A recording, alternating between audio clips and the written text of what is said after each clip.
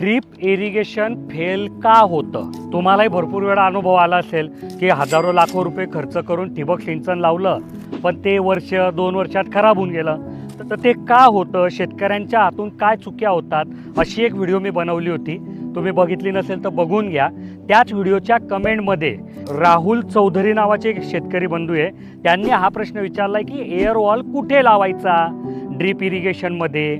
कारण त्या व्हिडिओमध्ये मी सांगितलं होतं की ड्रीप इरिगेशनला जर तुम्ही एक एअर वॉल लावला सबलाईनला तर काय फायदा होतो माहिती आहे का?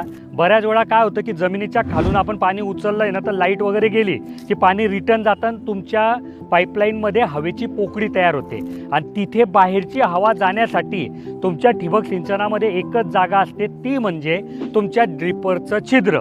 आणि त्या ड्रिपरच्या छिद्राच्या आजूबाजूला पाणी पडल्यामुळे चिखल असतं. जेव्हा हवा जाते ना, तेव्हा सोबत चिखल घेऊन जाते आणि तुमची ड्रीप चोकअप होते. म्हणूनच बऱ्याच वेळा तुम्ही लाईन गेल्यावर शेतामध्ये फुसफुस आवाज ऐकला असेल, तो त्याचाच असतो.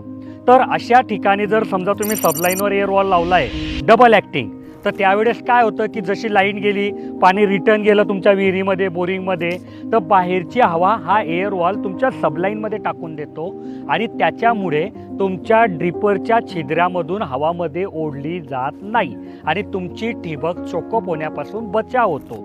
ही माहिती तुम्हाला होती का? आणि होती नव्हती तरी मला कमेंटमध्ये सांगा.